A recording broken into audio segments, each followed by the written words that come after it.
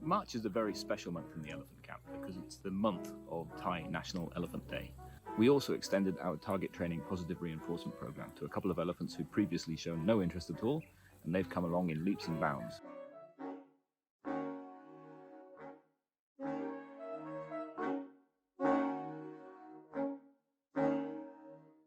Welcome to March's newsletter. We've come up into the mountains on a mission which we'll tell you about next month, but for now I'd like to tell you about the month of March and the events that went on in camp. Of course, as eventful as March was, the dry season bit even harder and there was less and less natural fodder around. Our elephants are kind of okay because we had some rain in February, but we've now started supplying fodder to other elephants around north of Thailand. And for that we need cash, and for that we need help. So if you do feel that you can help us continue to help other elephants around the country, please do donate as the situation gets worse and the dry season bites even deeper. Thai National Elephant Day has been celebrated for at least a decade on March the 13th every year.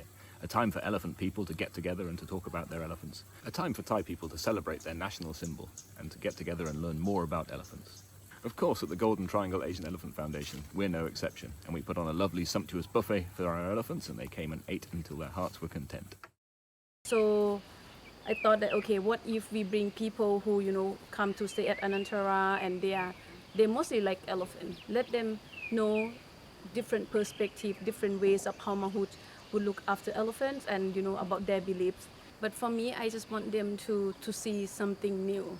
Because at the special day and this thing, if you go to other elephant camp, you might not be able to see this ceremony. It's not something that you will see in daily life. It kind of surprised me that a lot of people show up as well, because sometimes, when people don't know about something, like why you would come if you don't know, right? But during that day, Thai Elephant Day, a lot of people come and ask a lot of questions, and I think they're also very surprised by, the language that the Mahout use, or the fortune teller, how we use on the chicken, hyoid bones, those kind of things. So I think it's very successful. Diet plans were forgotten for the day, and we invited all the guests down to watch as the elephants ran in and started to tuck into their favourite fruits.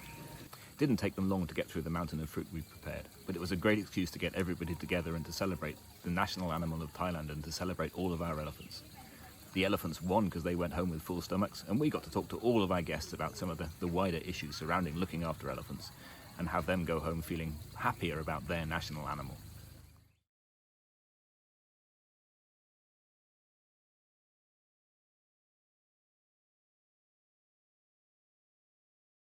We first learned about positive reinforcement target training over 10 years ago and immediately seized upon it as a great way for vets and ourselves to get close to elephants and to train mahouts to start thinking about how elephants think. Since then, we've not only implemented it at home base, but we've held workshops free of charge for mahouts and elephant trainers and elephant managers to come and see and learn about the techniques. We've been all over Southeast Asia and we've trained well over 200 managers in this technique, and we know many, many walls have been built because people send us pictures of their successful target training trials. But perhaps because of their history or perhaps because of their character, there were always some elephants who really weren't comfortable there, and we continued to have to provide vet care in the traditional manner, which is okay to do, but it's always a bit stressful for both the vet and the elephant. So we were very, very pleased this month when one of our favourite elephants, Bulsi, seemed to decide that it was worth giving it all another go. As you can see, it took some perseverance, but persevere she did, and by the end of the month she was able to show us both of her front feet, and we were beginning to be able to work on her back feet. Of course, this isn't the end, and we'll continue to train her to present all of her body parts so she can have stress-free vet care throughout a long and happy life. Well, that's about it for our March newsletter. I hope you've enjoyed another look behind the scenes of what goes on in camp and how we go about managing it.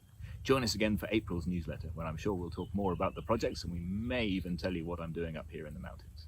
Until then, guys, enjoy yourselves, and please do have a fantastic April and enjoy Thai New Year, which is coming in the middle of the month.